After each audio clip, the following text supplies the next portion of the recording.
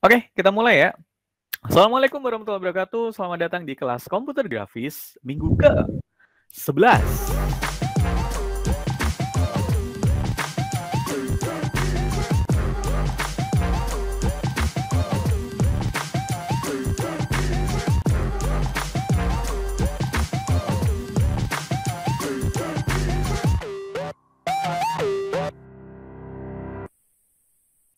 Itu kemudian berdasarkan brand atribut tersebut, maka didapatkan brand archetype ini dan ini.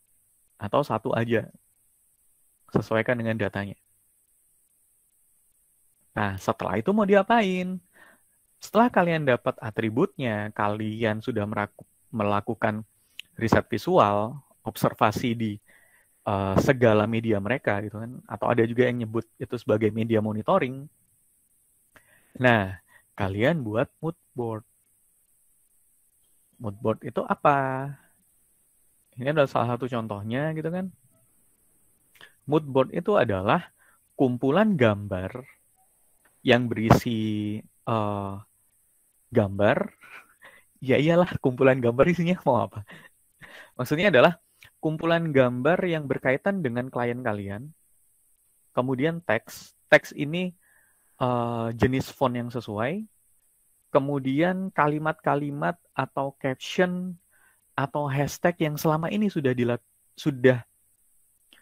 dimunculkan mungkin atau sudah dikomunikasikan oleh klien kalian. Kemudian beberapa detail visual yang lain. Karena konteksnya adalah di logo, kalian juga bisa menyampaikan konsep logo yang baru ntar seperti apa. Kenapa kita butuh bikin mood board ini? Ada 4 poin, teman-teman. Satu, dia sebagai inspirasi. Jadi waktu kalian ntar mau ngerjain rebranding, kemudian kalian ngeblank, kembalilah ke mood board. Mood board ini nggak cuma kepakai buat desain grafis aja, tapi kalian saat produksi film, produksi berita, itu kalian nantinya harus kembali ke mood board biar nggak belang antara satu konten dengan konten yang lain, satu scene dengan scene yang lain. Oke, kemudian juga mood board ini sebagai afirmasi. Afirmasi dari mana? Dari klien. Kalau misalnya ini beneran pakai klien. Jadi dengan kalian ngumpulin gambar, kemudian kalian kasih ke tim dari klien, Mbak, Mas, Pak, Bu, apakah benar visual yang diinginkan oleh perusahaan Bapak Ibu seperti ini? Mereka biasanya kan ngasih beberapa tambahan, memberikan beberapa pengurangan gitu kan, yang pada satu titik itu bisa menyamakan persepsi antara apa yang mereka butuh dengan yang kalian akan lakukan. Kemudian ini sebagai guidance juga dan sebagai komunikasi dalam tim kalian sendiri dan juga dengan klien. Oke. Nah, dari mana apa aja yang masuk ke dalam mood board itu biasanya menyesuaikan dengan demografis, teman-teman. Let's say kalian masukin warna coklat. Warna coklat terus kesannya British gitu. Atau kesannya Victorian gitu. Coklat Victorian seleranya milenial dengan seleranya baby boomers biasanya kan berbeda. Kemudian gambar-gambar atau apa sih? Detail-detail apa sih itu namanya? Detail-detail gambar, detail-detail properti gitu kan.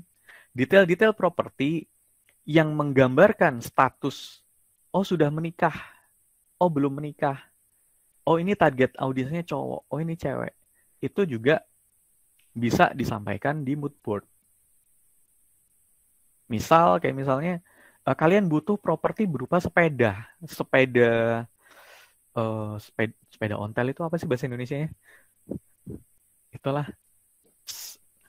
Misalnya kalian butuh properti berupa sepeda. Nah, sepeda ini bisa berbicara sebenarnya. Dari mananya? Dari warna sepedanya.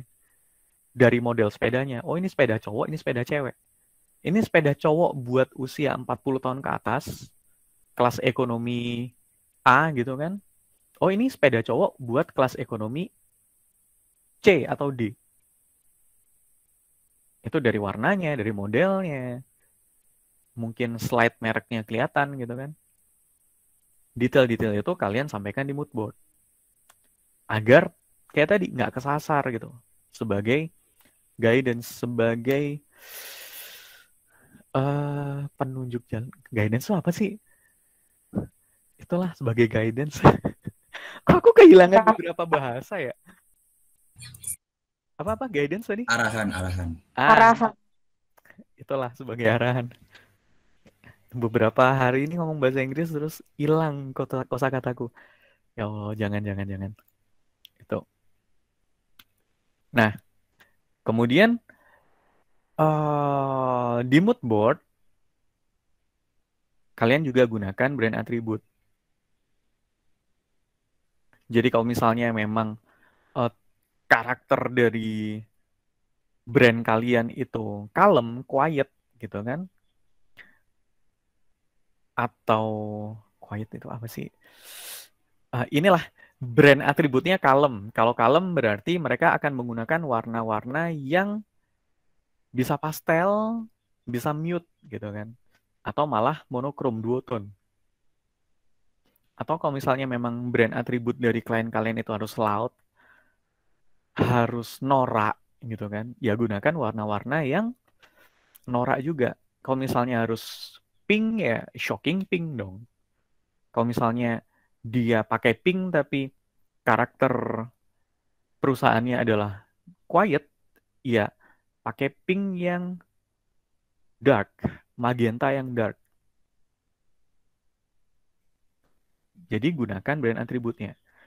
Hal ini juga berlaku untuk kalian naruh konsep logo. Kalau misalnya memang, kalau di sini, kalau di contoh ini, konteksnya adalah bukan rebranding. Jadi dia tidak memasukkan konsep logo. Tetapi dalam beberapa contoh yang lain, kayak misalnya di sini, karena ini mungkin mereka gunakan buat rebranding, maka ada konsep-konsep logo. Di sini ada 2 konsep logo nih. 3 kalau misalnya sama si Renegade. Nah, itu juga sesuaikan konsep-konsep logonya dengan atribut dari klien. Here's the thing. At least ada 3, ada 9 konsep logo style yang bisa dipilih. Feminim atau maskulin, tua atau muda atau dewasa, luxurious, mewah atau yang ekonomis, yang biasanya kalian bilang untuk semua kalangan, yang ternyata pada akhirnya yang beli ya orang-orang yang duitnya segitu. Modern, klasik, playful, serious, loud, quiet, simple, kompleks, organik, geometris, subtle, atau yang nggak terlalu lihat karakternya, atau yang obvious, jelas gitu. Nah, dari 9 kali 2 ini ada 18 karakter di sini. Kalian cukup pilih 3 yang konsisten. Jangan dipakai semua karena tidak mungkin. Maksimal kalian cuma bisa pilih 3 atribut, 3 keyword untuk disatuin. Misal, yang bisa nyatu ya, ini organik, kompleks, dan klasik. Itu masuk akal. Atau organik, obvious, dan playful. Itu masuk akal. Tetapi kalau organik, kompleks, dan modern, ini agak PR. Karena biasanya kalau modern itu dia akan simple. Modern, simple, geometris. Oke, itu masuk akal. Atau modern, quiet, dan subtle. Itu bisa. Jadi, logika kalian itu diuji di sini. Kira-kira gabungan yang cocok apa? Apakah perlu memberikan penekanan pada maskulin feminin? Apakah perlu memberikan penekanan pada, oh logo ini nyaman dikonsumsi oleh orang dengan semangat muda atau yang pengen kelihatan dewasa? Apakah itu perlu di emphasize? Kalau enggak, ini bisa di skip. Pilih yang lain aja. Oke, cari yang memudahkan dan yang konsisten. Balik lagi, hati-hati dengan konsistensi. Maksimal pilih 3 aja. Kalau misalnya 1 atau 2 udah cukup, ya udah. Oke, contoh logo, konsep logo dimasukin. Kedua, gambar, semua gambar yang bisa mengilustrasikan klien brand kalian dengan persona yang kalian punya. Kemudian warna. Nah, dulu aku pernah bilang bahwa kalau kita melakukan rebranding, kita tidak berhak untuk mengubah brand color mereka. Kalau kalian masih ingat. Nah, kemudian apa yang bisa kita lakukan? Yang bisa kita lakukan adalah menggeser dari brand color yang mereka udah punya. Let's say di sini, kita punya 3 warna hijau nih di sini, kalau kalian lihat. Tuh kan? Ini ada hijau, ini hijau. Udah aku tandain pakai bintang gitu. Kalau kalian amati, meskipun ketiga warna ini adalah warna hijau, tapi mereka adalah hijau yang eksklusif, hijau yang mahal, gitu kan? Jadi kalau misalnya kalian mau rebranding, kalian mau geser warnanya, jangan keluar dari pakem hijau yang mahal. Jangan sampai milih hijau yang dangdut atau hijau yang berasal dari suku bangsaku, Madura. Ntar hijaunya beda lagi gitu. Tidak boleh Pak. tidak tidak boleh menggeser warna brand, tapi kalian bisa geser. Tidak boleh mengganti warna brand, tapi kalian boleh geser, menyesuaikan. Oke, itu untuk di color. Kemudian visual metafor ini bisa ada, bisa enggak. Visual metafor ini bisa kalian tunjukin kondisi kantornya si brand kayak gimana. Untuk kenapa kita harus menyampaikan kayak kantor dari brand klien kita kayak gimana?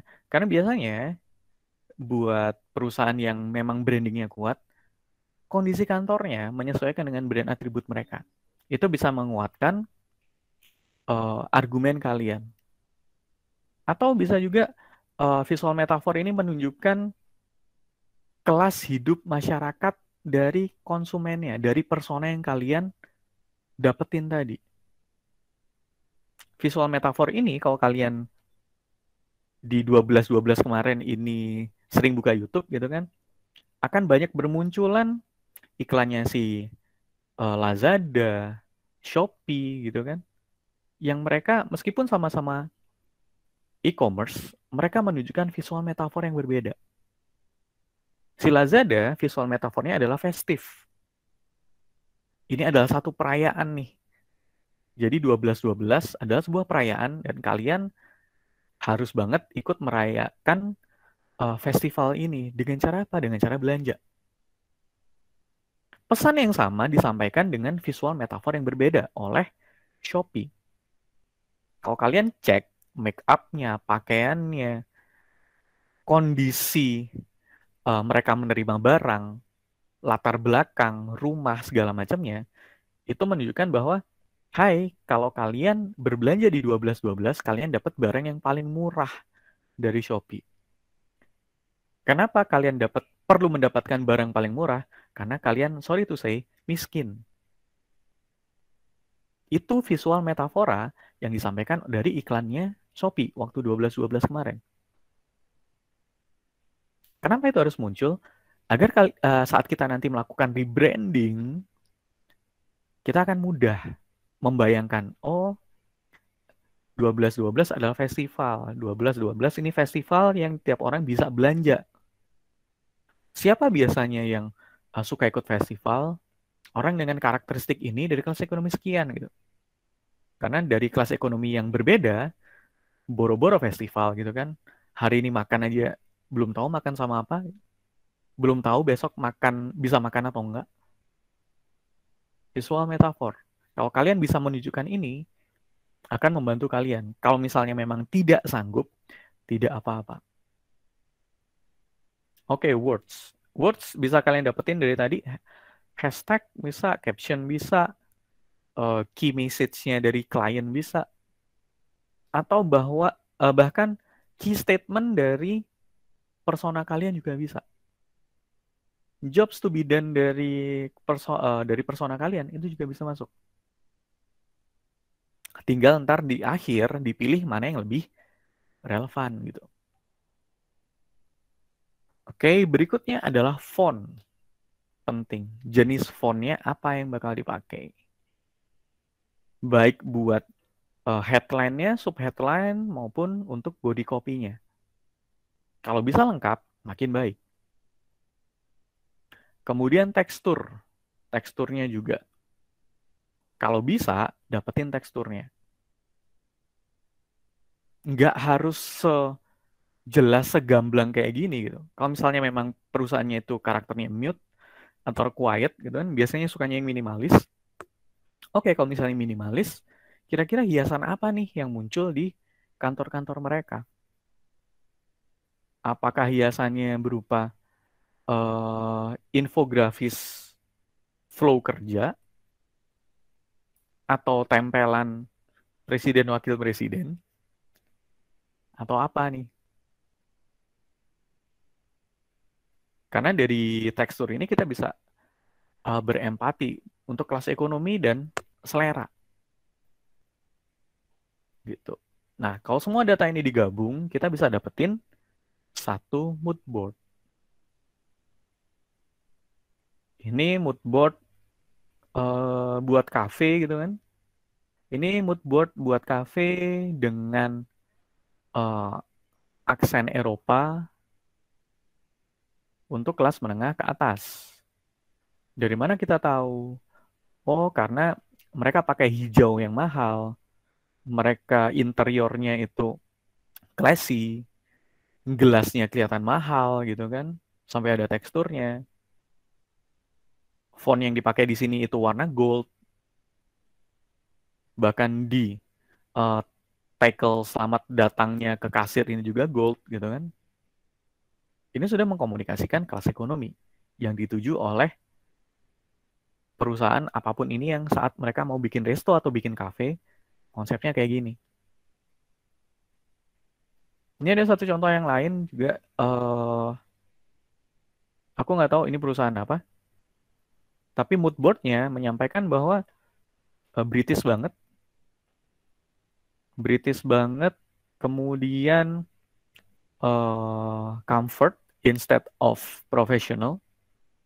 Kenapa comfort? Karena di dalam jasnya dia menggunakan checkers, menggunakan tekstur kotak-kotak. Kalau misalnya ini adalah dia orang yang profesional, eksekutif, biasanya dalam jas ini itu polos untuk menunjukkan dia profesional. Tapi kalau dia nyantai karakternya, ya biasanya pakai yang tekstur, garis-garis, kotak-kotak gitu. Nah, detail-detail ini perlu kalian pelajarin. Atau misalnya kayak yang di sini nih. Ini fresh, tropical banget. Tapi bukan tropical yang ada di Indonesia. Kenapa? Karena tropical di Indonesia tidak uh, apa ya, sehalus ini. Meskipun ini berwarna-warni, tetapi kontrasnya tidak terlalu tinggi. Oke, ini yang perlu kalian perhatikan saat buat mood board.